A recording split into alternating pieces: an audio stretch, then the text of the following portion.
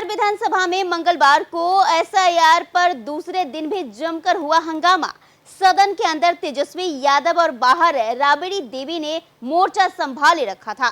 नमस्कार, आप देख रहे हैं मंथन टुडे। मैं हूं आपके साथ अंशु गोस्वामी। विपक्ष के नेता तेजस्वी यादव ने एसआईआर के मुद्दे पर कहा कि हम लोग चुप बैठने वाले नहीं हैं।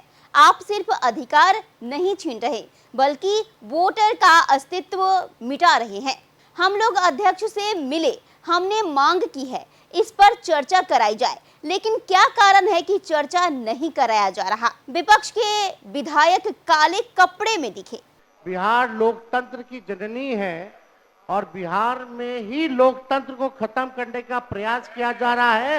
ये हम लोग हर के सोने नहीं देंगे। बहुत जो एसआईआर, हम बड़े विनम्रता से आपसे आग्रह करते हैं कि आप भी उन्हीं वोटर से चुन करके आते हैं। सत्ता पक्ष के लोग भी उन्हीं वोटर से चुन करके आते हैं। जो प्रक्रिया चुनाव आयोग द्वारा जो किया जा रहा है, यहाँ सत्ता के लोग भी हैं, आप भी हैं महोदय।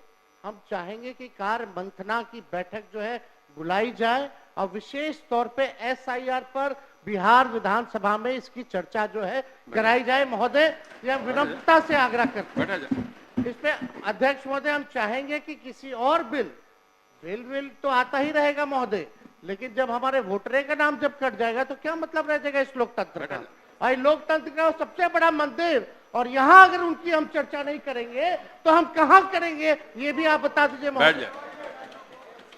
वैसे नेता विपक्ष, मैं आपको बताना चाहता हूँ कि जब प्रथम पाली की बैठक हो रही थी, लोग सदन के अंदर आए थे।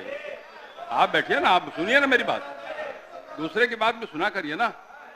तो मैंने आपके सदस्य को कहा था कि आप अपनी बात रखिए, मैं सुनने के लिए तैयार हूँ, लेकिन मुझे खेद है उसमें आपके सदस्य नहीं थे, बेल में थे, लोगों ने अपनी बात नहीं रखी।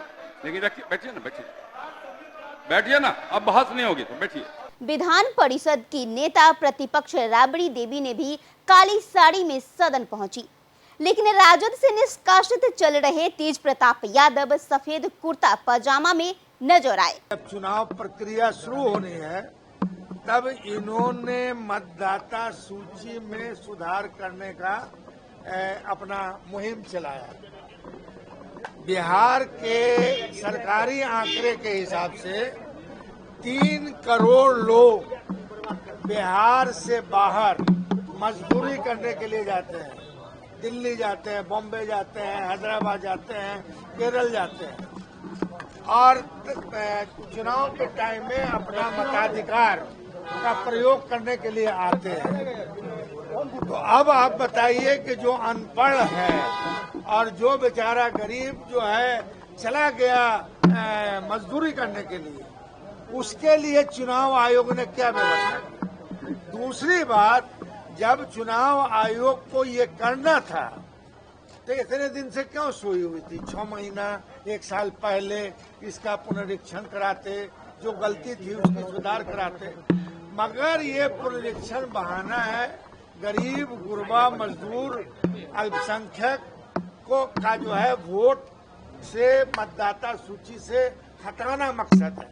और आप देखते होंगे कि एक सांप्रदायिक पार्टी जो सरकार में है वो कह रही है कि साहब बांग्लादेश से लोग आ गया है, फलाने से आ गया, फलाने से आ गया है। तो अगर आ गया, थोड़ी देर के लिए आ गया है,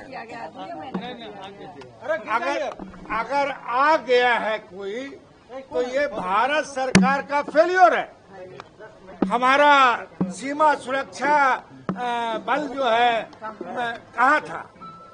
मतलब ये सब कुछ नहीं है, बस गरीब, गुरबा, मजदूर, पिछड़ा, अल्पसंख्यक, ऊंची जाति के गरीब लोग जो दिहाड़ी मजदूरी में बाहर हैं, उनको वोट से महरूम करना है।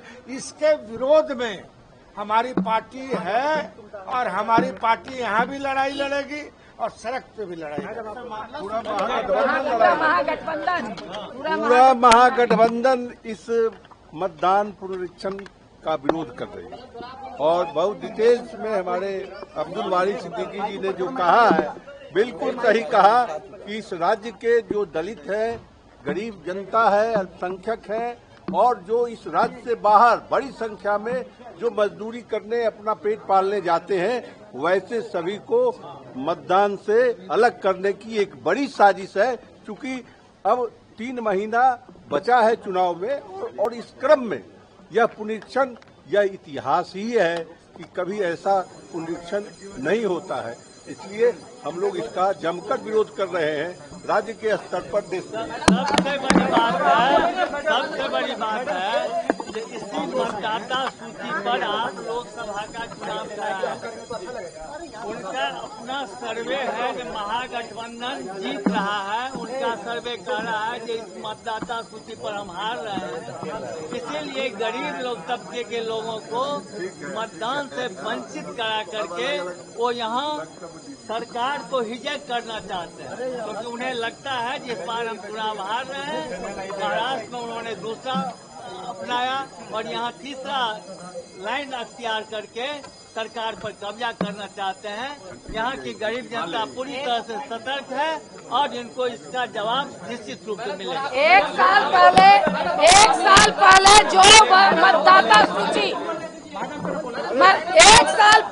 मतदाता सूची वैध था, आज वो अवैध कैसे हो गया? अगर वो अवैध हो गया तो सबसे पहले मोदी सरकार इस्तीफा दे करके नीचे आए, उसके बाद वो चुनाव इस तरह का वोट पुनरीक्षण कराएं। देश और दुनिया की खबरों को देखने के लिए देखते रहिए मंथन टुडे। शुक्रिया।